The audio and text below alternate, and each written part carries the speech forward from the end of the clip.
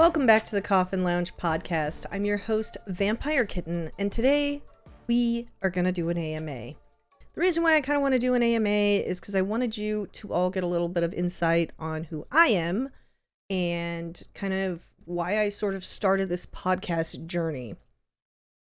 I always found that things that are dark and spooky, mysterious, paranormal, metaphysical, so on and so forth, interesting in my life. They've been a major part of my life for a really long time. And I have been wanting to do a podcast for a while, but didn't know exactly what I wanted to do. So I kind of had to look around to see what sort of topics there were, try to find some really interesting niche, and I sort of kind of developed the podcast from all of that idea. The idea is that I essentially wanted to show people that there is beauty in darkness and that there are really cool people that exist there and really interesting people who do really interesting jobs and so on and so forth. Essentially, I want to highlight the weird and I want people to appreciate these things as much as I do. Whether or not you agree with some of my guests is kind of irrelevant. I'm not here to argue with anybody. I'm not here to fight with anybody. I'm not here to do anything other than highlight people and the interesting things that they do. We are all on this planet and we are all very different and we are all entitled to our opinions and we are all entitled to the things that we want to do. And I just want to give people a voice. I want to give people an outlet to express themselves. That's kind of one of the reasons why I wanted to start this podcast, is because there wasn't anything like it. There are goth podcasts. There's kind of vampire podcasts, even though they're mostly like fanfic. There aren't real podcasts highlighting real life things. At least not enough of them. There are tons of paranormal podcasts, super cool. You know, that's great and all, but I want to talk about different cultures. So essentially that's what I kind of started doing here. When I started this, I had kind of fallen out of the vampire community. I've fallen out of the paranormal community. I've fallen out of sort of even in touch with my own like spiritual practice. I'm pagan.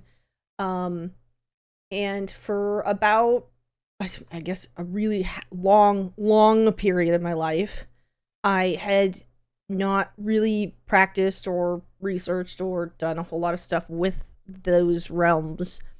So I kind of was disconnected when I restarted this podcast. I think it's interesting coming back into it now, several years later, 8 to 10 years later, looking at how the communities have grown, how subcultures in themselves have evolved. And I think it's really cool and interesting. One of my original, I guess you could say one of the first jobs I ever had, like real people jobs I ever had, I actually worked for a paranormal podcast. It was like a paranormal podcast station called Planet Paranormal. And that was started to sort of syndicate podcasts from people like the Ghost Hunters, which was Jason and Grant at the time. That was to sort of highlight things like Erica Frost. And we also had, I think we had Chris Fleming from the History Channel. We had a whole bunch of syndicated paranormal podcasts that all came through our website, through RSS feeds, and some of those I helped record. Some of those we just syndicated. Some of those we just wanted to promote because it was new. When we had started Planet Paranormal, it was sort of like the start of any sort of paranormal podcast like on the internet. There wasn't anything else. Like everything was scattered, but there really wasn't a lot as far as what we were trying to do. When it comes to the paranormal, I have been involved for, since I was like 18. And I could legally go out there and kind of just like investigate. I and one of my exes at the time, we were involved with a group called the Southern California Paranormal Society. And so we were doing investigations on top of like working every week. And then we'd go do investigations at night. And then we'd go and do investigations on the weekends. So when we started doing all of that, again, because I'm like dating myself, because it was so long ago, there weren't things like EMF readers, like the typical ones you see with the 5 lights on the top. There wasn't anything. We were using security system cameras and tape recorders and little mini DVs and like nothing. There was no real like ghost hunting technology at the time. So the way things have evolved based off of my last podcast with Michelle Belanger, it's sort of given me new things to explore. I've gotten to talk about all these things and research them and learn a lot about things that are current. And it's been a really interesting journey for me so far. This is episode 17. And I have done so many podcasts on so many things, and I feel like I haven't even scratched the surface. I thought, maybe I can do a handful, see where it goes, see where it takes me. But now I want more. Like, I really want more. And I want to interview really interesting people who, I don't know, like one-of-a-kind people. I think that would be my goal, right? So I'm doing this podcast. There's a lot of people that do ghost hunting. There's a lot of people that do, Reiki healing, so on, so for DJs, so on and so forth.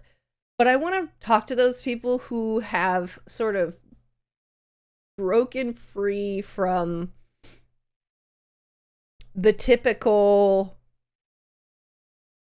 I guess, groups. They're like, I want to talk to people who have invented. I want to talk to people who are breaking boundaries. And this goes back to me saying, I guess us as listeners, you guys, it's everything in this realm is subjective, right? You're never going to 100% agree with the guests. There will be guests that you probably think are crazy, but I have them on the show because I am interested to see what they have to say. Do I agree with everyone that I have had on this show? No. And I feel like that's a big point that I should make. There are certain times where I have wanted to make comments on things where I just don't, because I don't need to. I'm bringing these people on to tell their story, and I don't need to make comments about what they do because it's what they do. That's what they do for a living. I think it's important that we allow people to express themselves. And I think it's important that we learn from that expression. If people are like wrong, 100% wrong, it's one thing. But when people are creating art or creating literature or doing things that break the boundaries of societal confines, such as ghost hunting, or own a witch shop, or what have you, or do naked aerial art, or suspension, things like that, that really test the boundaries of not only humanity, but people's opinions. I think that we need to, as a listener base, just take it in, because people are going to keep doing what they're doing because they enjoy it. It makes them happy. And I think that we need to appreciate that. I know I'm kind of rambling on a little bit, but I've had some interesting comments on some of my videos lately, so I kind of wanted to touch on that. I know it's kind of a weird sort of thing to open with, but I guess essentially what I'm saying is have a listen. If you don't agree, cool. But people aren't going to change their lives because you have an opinion. And I think that's important to remember overall. Like, if I was going to change my life because people have an opinion about how I look, right? I don't know that I could. That's not me speaking my truth, right? If you don't like the way I look, and I'm speaking my truth by looking the way I look, it really doesn't matter what you think. Like, at the end of the day, it really doesn't matter. The way I look, the way I present myself is not affecting you in your life. I am not hurting anyone. Therefore, maybe just live with that. You know, this is also kind of me piggybacking on people just fighting on the internet all day. Like, I'm kind of exhausted. I'm a little burnt out by it.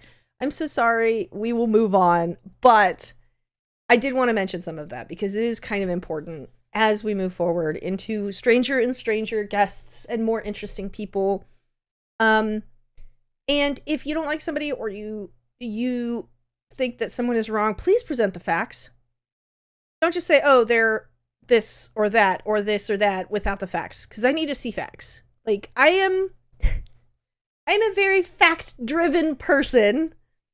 If you say, this person's a bad person, I need facts.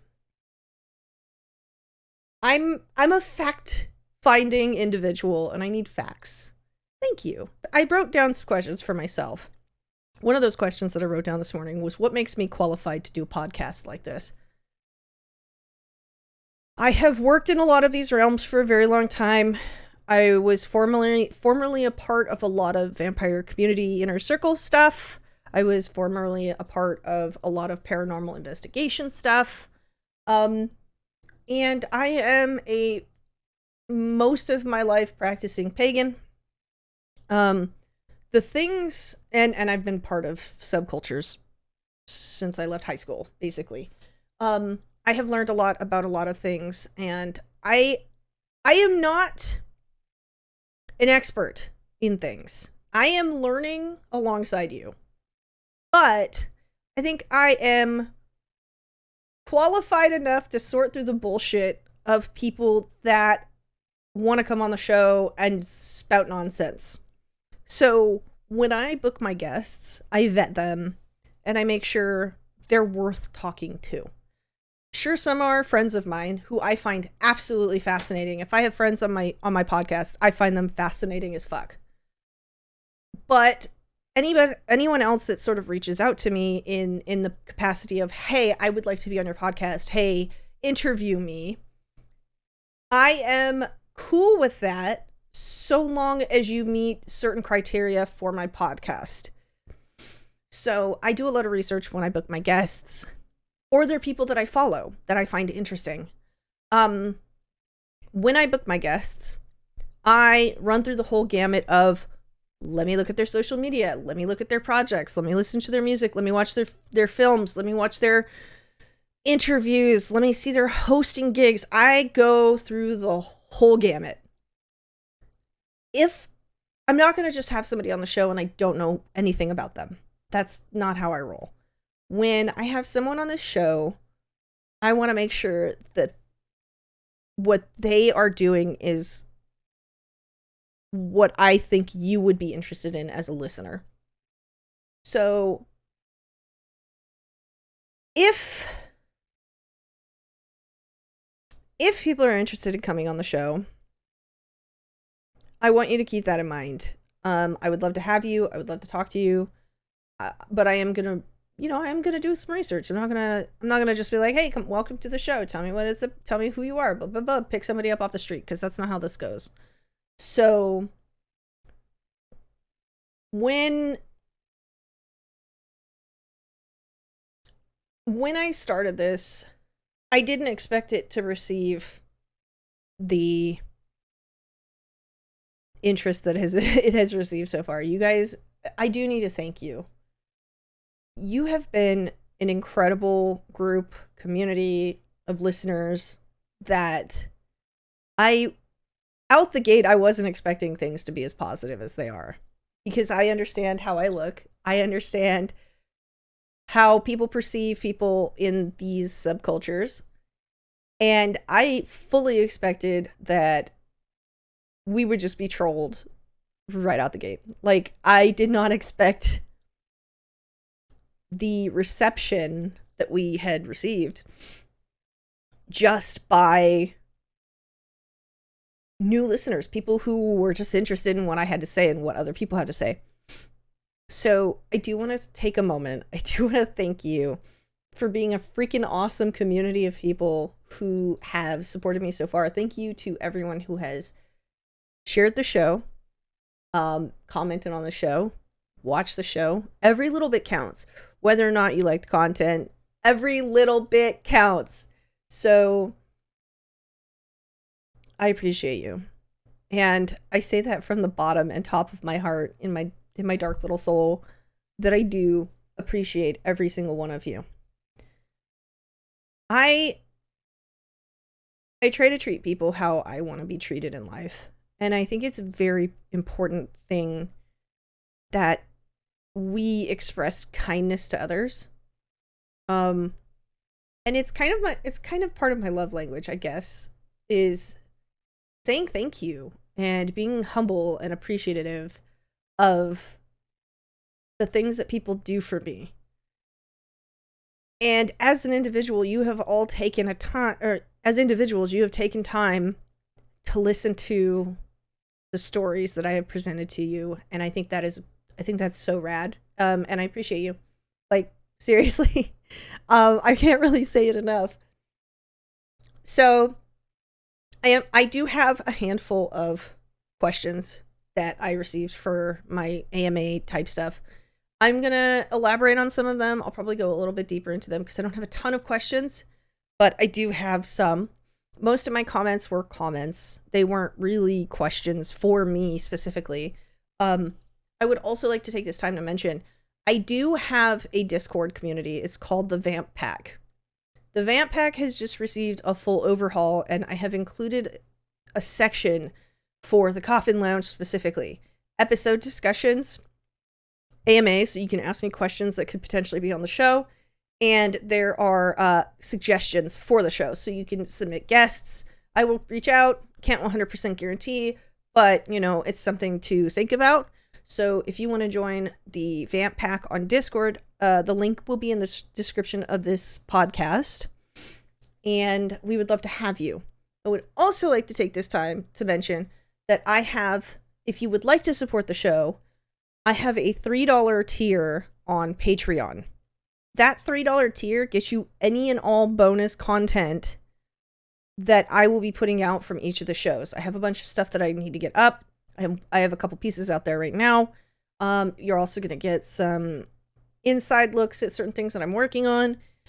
$3. That's all it takes to support this podcast. So if you're interested in supporting this podcast monthly, $3. That's it. And you get bonus content. So, something to consider. I would appreciate it if you at least looked at it.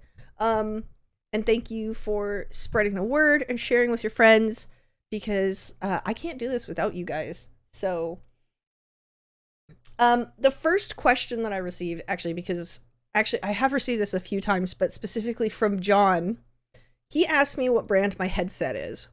My headset is a Corsair Virtuoso. I love this headset because I don't like having my mic in my face, so it has an detachable sort of mic extension to it that I love so much, and the audio is amazing on this headset. I have gone through one, and the ear pads do kind of get funky after a little time, but I have replaced them. Love this headset. It has some issues with connection. I don't even take it off of wireless anymore. I don't even put it on like a plug anymore because there's no reason to. Once I stopped doing that, the whole thing started working much better. Love my headset, Corsair Virtuoso. Everything that I talk about on the show today, I'll also put in the description. I have a few questions from Miranda. Miranda asked what my favorite color is. My favorite color is actually green, but like not like a normal green, like the green, like the neon yellow green is like my favorite color ever. But it has to be like, I'm very bougie about this green. It has to be like a green that is more slime and less yellow. Like it can't be like highlighter yellow. It has to be like fluorescent slime, like Nickelodeon slime green, but like with a little bit more yellow in it. Hopefully you know what I'm talking about. I know it's very specific. That is my favorite color. I also do love just generally any shade of green. Green is great. It's my favorite. That's why I had my hair green for a really long time. But the problem with green hair on a green screen is that I get space hair. So my hair tends to like to be like television fuzz when I have it green for my podcast or my streaming purposes. So that's fun. So Miranda also asked what my favorite dinosaur is. I guess this is sort of like a getting to know you podcast, so this works great. Dinosaur. Favorite dinosaur. That's really hard because I love all dinosaurs. I wanted to be a paleontologist when I was a kid, and I just loved all of them so much. I'd have to say, I mean, everybody always says the T-Rex and the, like, I love the Velociraptor. I think the Velociraptor is great. I really like actually, I do have a favorite. I like a dinosaur called Archaeopteryx. I'm pretty sure that's how you say it. Archaeopteryx. I hope I'm saying it correctly. But basically it's like a giant, it looks like a phoenix. It's like a big fluffy bird dinosaur that I think is so cool. That's probably one of my favorite dinosaurs. If I had to pick a dinosaur, a single dinosaur, Archaeopteryx is probably my favorite. Oh, like I said, I hope I'm saying that correctly. I may be saying that wrong, but yes, that's a thing. So, I have a question from Samuel. He says, how do vampire have different eye colors than yours? I've seen red and blue and sometimes green. So I think it's, I know a lot of vampires in movies tend to have red eyes or blue eyes, or sometimes white. In film and television, they tend to have a lot of kind of generic goth eye colors. Vampire the Masquerade's the same, generic kind of goth eye colors. Therefore, when I wear my contacts with my vampire persona, because that's kind of what this is when I do these podcasts or when I'm streaming or whatever, or doing photography, doing modeling, whatever. I have two rules about my contacts usually. For the podcast, I've kind of been a little loosey-goosey with those rules, and I just wear whatever I think is cute for the day. But when I have kind of, for when I'm going out, I have two contact rules. VampireKitten, my overall style.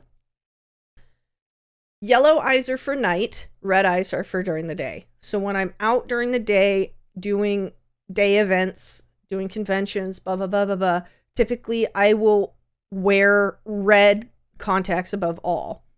When I'm doing nighttime events or streaming or whatever, I tend to try to lean more towards yellow eyes. Why did I start doing that? Don't know. I just figure the change in color for the change in day versus night is important somehow. That's just kind of where my brain has gone. I tend to like the yellow eyes a lot more because I tend to be a little bit more primal when it comes to my vampire look than a lot of others. And I like it. I think the yellow eyes look the best on me, so that's kind of why I sort of lean towards that. It comes down to, when there's a lot of vampire creators online, it comes down to their personal preference and what they like to do. Some of them don't wear contacts at all. But I have seen a lot more yellow lately than like Celine blue, or I've seen some purples, you know? It really just depends on personal preference, what they want their vampire persona to look like or be, I guess. What country am I from? Says Kathy. Well, I am from the United States of America. I am originally from Southern California, and I I was born in Orange County area.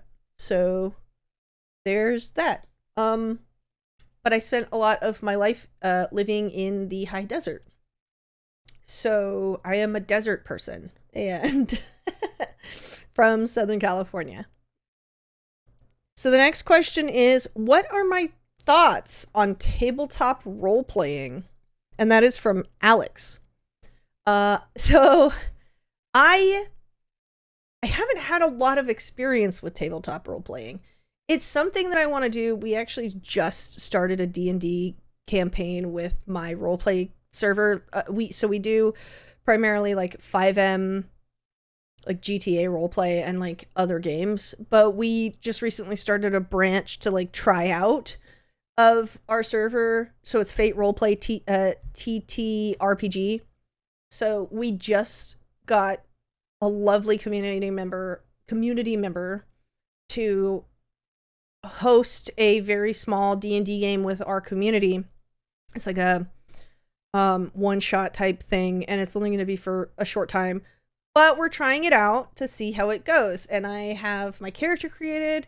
Session 0 was last week, so we're going to start session 1 soon, and we're really excited about it. I've had some experience with Pathfinder. I've had a little experience with D&D.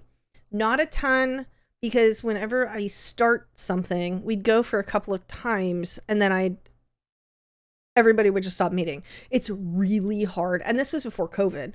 So it's like really hard to sort of meet with people and keep it consistent when you're a bunch of adults who have a lot of life happening all at one time. I don't have a lot of thoughts on it. I think it's cool. I think the concept is cool. I really want to get into it because I do love role playing, like as a character on our 5M server, but I haven't had a chance to really experience like a D&D campaign or Vampire the Masquerade. I would love to join a Vampire the Masquerade campaign at some point, so that would be super fun. I just generally love gaming, so kind of anything you throw at me, I'm kind of into. Tarja, I hope I'm saying that correctly, asked, what kind of connections do you have with vampires outside of the United States? Your YouTube channel has been really interesting because here in Finland there are no similar vampire culture. Or I don't know about it because I'm an introvert. I was once amused when a person sent me a message with the opinion that vampires only exist in America. So the vampire community, the vampire culture as it stands now, there are a lot outside of the US. You just have to find them. So look on Facebook, look in local groups. I don't know if you have like a meetup type or event type thing. They do exist. I know that there are endless nights in Paris. There are a good amount of groups in Europe. I have recently heard of a big group in Australia.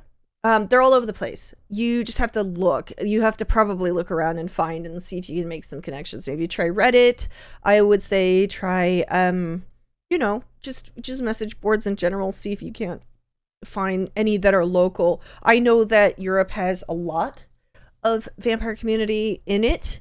It's just finding it is the hard part.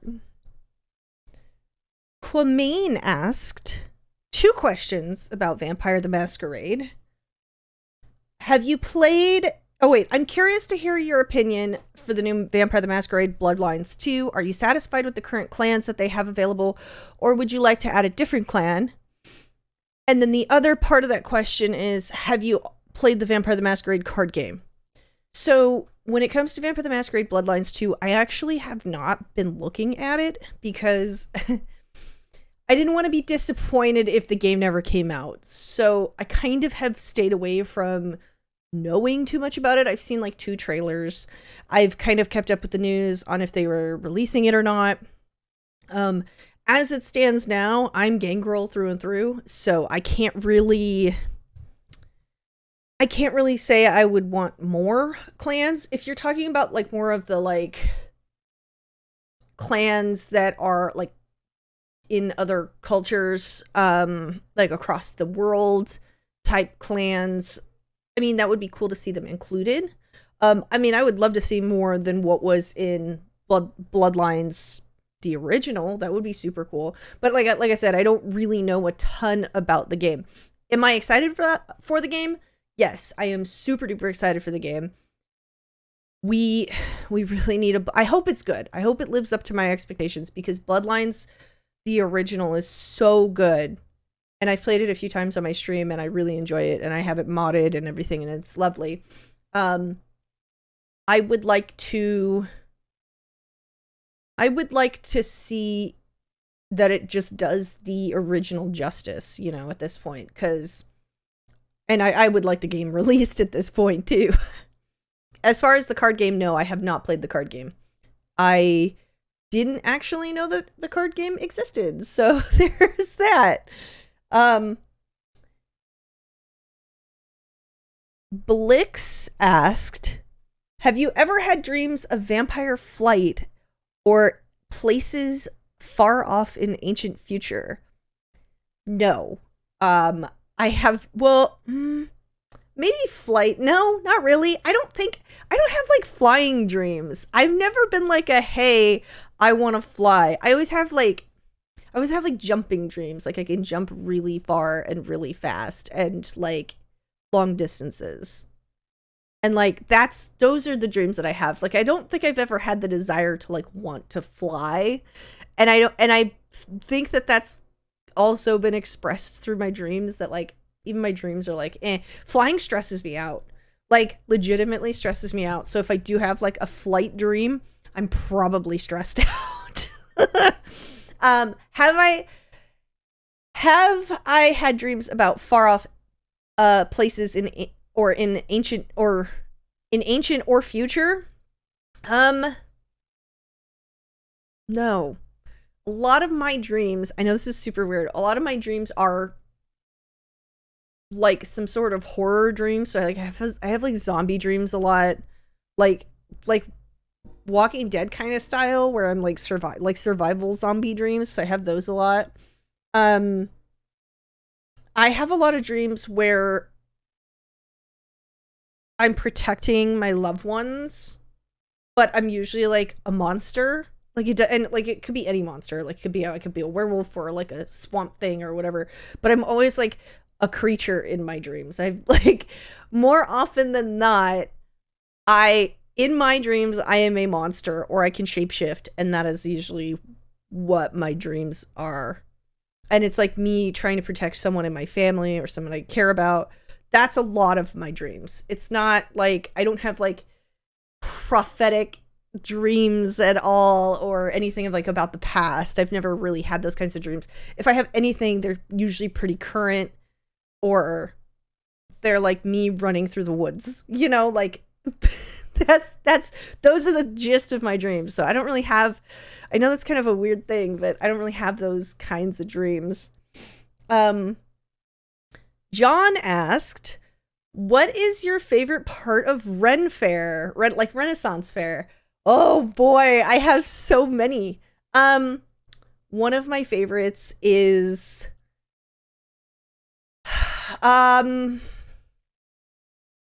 I love the artisans. I love dressing up too, and just participating and being part of that world for like a day. I love seeing the shows. It's there's too many to name that are my favorite. I love weird drinks. I love getting drunk at Renaissance Fair, and I love yelling at people who are knocking each other off of horses. I love dressing up. I love just being involved in like storylines. It's like medieval LARPing almost. No, but I really do. I love everything about Renaissance Fair, and what I truly love most about Renaissance Fair is the shopping that I have done, because you can't get that quality of stuff anymore. It's all like handmade and tooled and hammered and, you know, tanned, and you really can't compare the quality of artisan crafts with anything that is on the market today, like mass produced. You know what I mean? So that's probably my favorite, is getting to see like artisan crafts and like being able to purchase things and have those things, and they last forever. And they last forever. So that's probably my favorite part of Renaissance Fair. I will always have the AMA questions available if you would like to submit some. You are totally welcome to. I'll post it periodically. I want to sort of touch a little bit more about who I am as a person. I know a lot of people have not really heard of me, or they're like, who is this person coming into our subcultures? Because I did take such a long break. There are some people that do remember the things that I do have done, but not a lot of people. A lot of people are now first like getting to know me a little bit more. So I sort of wanted to do this AMA as a way for you to kind of get to know me a little bit better, because you're just like, oh, who's VampireKitten? Who is VampireKitten, and why does she feel that she is, you know, could be a host? Like, who is this host person? And the answer is, I just wanted to. I'm a streamer. I'm a YouTuber. I am a content creator. I'm an artist. First and foremost, above all, I love making art. I have a small business. It's called Omniferal. It is a combination of a fantastical costume store mixed with a little bit of a witch, metaphysical kind of pagan store. It's got a little bit of everything. Things that I make, wearable art and art, useful functional art for those who are witchy, pagan, so on and so forth. Just divination, metaphysical type stuff. A lot of the stuff that's in my store I make, or I source from small businesses around the country. I am a big cheerleader, big supporter of small businesses. I think that if, with the direction the economy is going, small businesses are being the most hurt. So I really want to support them in that manner. Basically, that's a little bit about what I'm currently doing project-wise. I have been kind of taking a little step back from streaming, mostly because I have been really busy with all of the like local stuff that I've been working on. And I have been putting a lot of time and energy into my store. My store has grown a lot in the last year. Actually, last 2 years. It's ever since I moved and changed the name, it's just been kind of blowing up.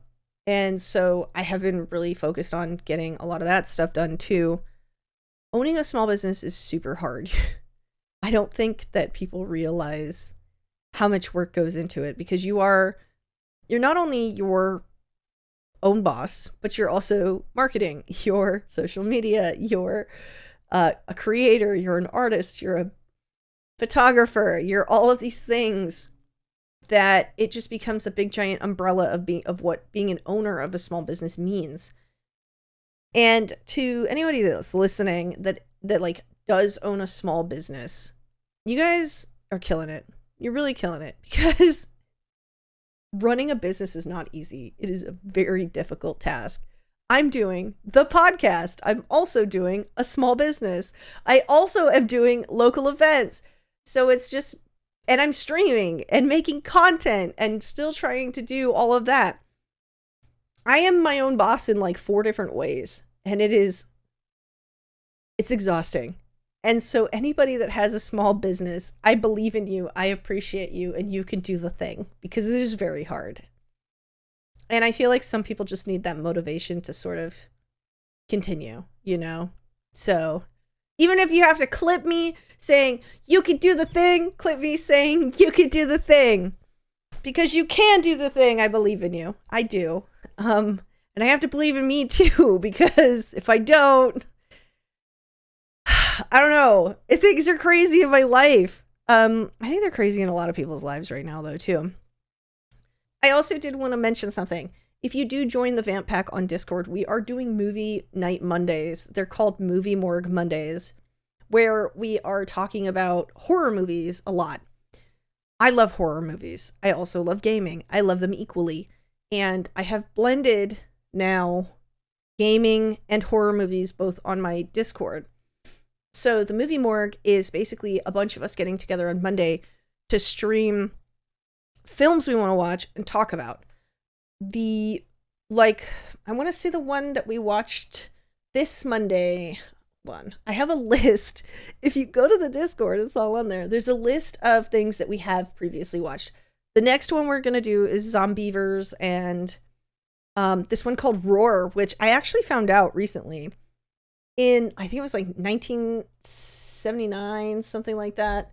A couple, actually 1981, a rich filmmaker couple decided that they had a collection of animals, illegally owned animals. So they had like a bunch of lions and a jaguar and some tigers, and they had like random other animals that were like mixed into this like zoo at their mansion in Hollywood, I think. So basically, this couple decided they wanted to make a movie with all of these untrained fucking wild animals. And so this movie called Roar came out in 1981, and essentially half of the actors and actresses on the film almost got seriously hurt. They got seriously hurt, but they almost died just having to deal with these like untrained jungle animals for, I think it took them like 3 or 4 years to make this movie because of the injuries they kept having. And so that is one of the movies that we're going to watch on Monday, next Monday. And I say next Monday, that would be Monday, January 29th. So, essentially we kind of come up with a theme weekly and we watch movies as a community and discuss them. So if you are interested in horror movies, we would love to have you. Some of the ones that we watched pretty recently, we've been looking into, we've actually been just watching a bunch of them. There is a family that makes horror. They're called the Addams Family. But they're the Addams Family with 1 D, not 2 Ds like, Morticia and Gomez. Basically, it's a husband, a wife, and a daughter who is in college. And I believe during COVID, the story goes that they started making these movies together. Well, they've made a bunch of them now. And they're called the Addams Family movies. But we have recently watched a couple of them. Hellbender was one of them. We watched another one called Where the Devil Roams. Basically, so Hellbender was a movie about witches. Where the Devil Roams, a family of murderous sideshow performers traveled around the country with a dying carnival circuit. And a bunch of weird things started happening. And basically, they made a deal with the devil. It was very interesting. There was also another one called The Deeper You Dig. And all of these movies that we have been watching, we've kind of been sort of dissecting them a little bit in our discussions, but they were all made by this family. And I think it's really cool that they act, they direct, they write in all of these films, and they're all very different and unique and fun. So if you're looking for a new interesting series and you're kind of into horror, I highly recommend going and looking at their films. They have a lot of them now. Very fun. But I also hope you join us for our movie morgue Mondays, because it's a lot of fun. Even when I'm not streaming, we're still doing movies once a week. If there's a holiday, we usually move it to Tuesday. So that's something to keep an eye out for, something that I'm also kind of involved in. So besides horror, I am also a gamer. I'm a streamer. I stream video games. Right now, I'm only doing it once a week, but I'm gonna start getting back into video games a lot more. You can also see some of my past stuff on YouTube. My YouTube channel is VampireKitten TV. I have been a lifelong gamer, and it's a huge part of my life.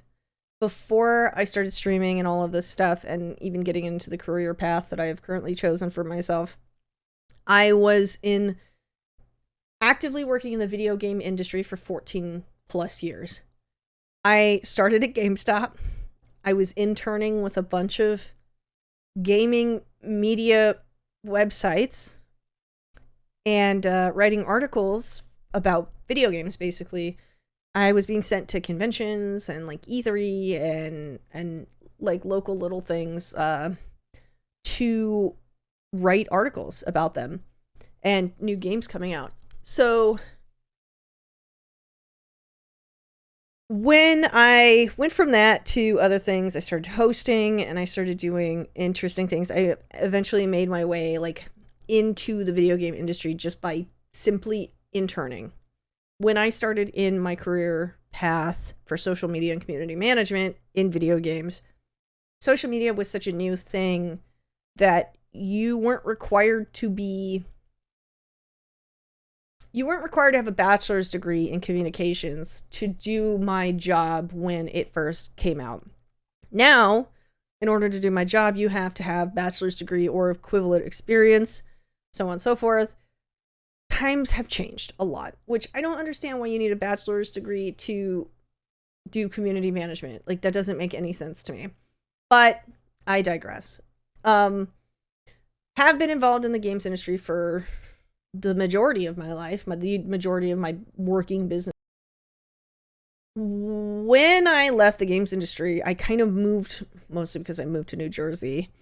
And I started doing e-commerce after that for the majority of my working life. I have been trying to get back into games, and I realized I just really like streaming. I enjoy playing games a lot more now. I didn't have a lot of time to play games when I worked in the games industry. So when I started the GTA server and really started getting more into streaming during COVID, I realized that not only did I make something cool for myself, but I made something cool for a community of people who needed it most, right? So I built this community. I started this community, did a lot of development work, learned how to code, and got really into role-playing. And then I met someone who became my best friend. And so, without going into the details, I ended up moving in with him at some point. And we have been together ever since. So that is also, gaming has been a positive force on my life for so long. And it's brought me to my friends and my partner and the communities that I'm part of. And I think that's pretty cool for being just like, well, I guess it was a career turned hobby. Like, retired from the games industry, but still doing game stuff as more of a hobby. I want to grow our roleplay server. I want it to be self-sustaining. I don't want to see it fail, because it means a lot to so many people and it means a lot to me. It's kind of between where me and my partner met, but it's also brought a lot of people together, and having gaming friends is so important, because those are the people, I know it's weird, but those are the people that I lean on the most. I talk to them every single day, you know? I communicate with them most of the week. If we don't talk to each other, we turn around and check in on each other, you know? Like, it's really interesting to have communication with people like that, more so than family sometimes, and you've never actually met them. Some of them I have met. Like, I have gone out of my way that, like, when I was traveling, I did go meet up with some of them. So I have met some of my community, but not enough to go, hey, these are people that I talk to every day, and I've never even been in the same room with you before, you know? That's kind of why gaming is so important to me these days. I don't know why gaming became such a big deal to me. I was kind of obsessed with it when I was little. My grandpa gave me a Commodore 64, and I thought it was a computer, which it technically kind of is a computer. But when I received that when I was a kid, I didn't know what I had. I just thought it was this, like, cool thing, right? I didn't know how it functioned. I didn't know what it really was. But as technology started changing, because when my grandpa gave me that, I think the first Nintendo was already out. When the gaming environment started changing. We got the Nintendo, or the Atari. We got the Nintendo, Super Nintendo, Sega Genesis. We had the Jaguar. We had, as things started progressing, coming out, more and more and more and more polygons were coming out. I just realized how important gaming was to me. It is what kept my family together. It is what kept me from staying out of, shitty things that I shouldn't have been part of during high school or junior high. Like, it kept me safe. Gaming has done a lot for my life, and I, above all the things in my life, gaming is probably the most important. I know not a lot of people can say that. I know a lot of people, it's just like, whatever, it's just video games. But looking back at my career and the things games have done for me and the people that have been brought to and together with through video gaming, it is definitely very important to me. So that's kind of a little bit about me. Gaming and horror, and just generally been involved in some really crazy stuff in my life. And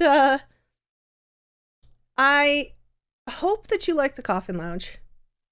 I really do. It means a lot to me that you are all listening, and I'm going to get a little mushy again, but I didn't expect that it was going this direction. And this path has been really fun. If you like my podcast, if you could let your friends know about it, I would appreciate it. If you have a guest for the show, or you're interested in being a guest for the show, reach out. I am fully syndicated now on so many different things. If you go to thecoffinlounge.com, you can find where you listen to your favorite podcasts. If your favorite podcast is not on there, send me a message, send me an email, say, hey, can you syndicate here too? I have no problem doing that. Just let me know. If you have any suggestions for the show or any questions for me, please join the Vamp Pack Discord. The Coffin Lounge information is all on there. We have a whole section now where we can discuss episodes together. We can talk about new things that are out, and we can possibly discuss them on the show. We can talk about guests that you'd like to see. I can't promise anything, but we could try. So thank you all for listening today for my first little AMA. I promise this will get a lot better. This was probably a little weird and kind of, I've never done a full podcast where it was just me talking for 45 minutes. I do it on my stream, but typically I have people talking to me, so just talking by myself has been an interesting experience, to say the least. Thank you all for listening. Don't forget to subscribe.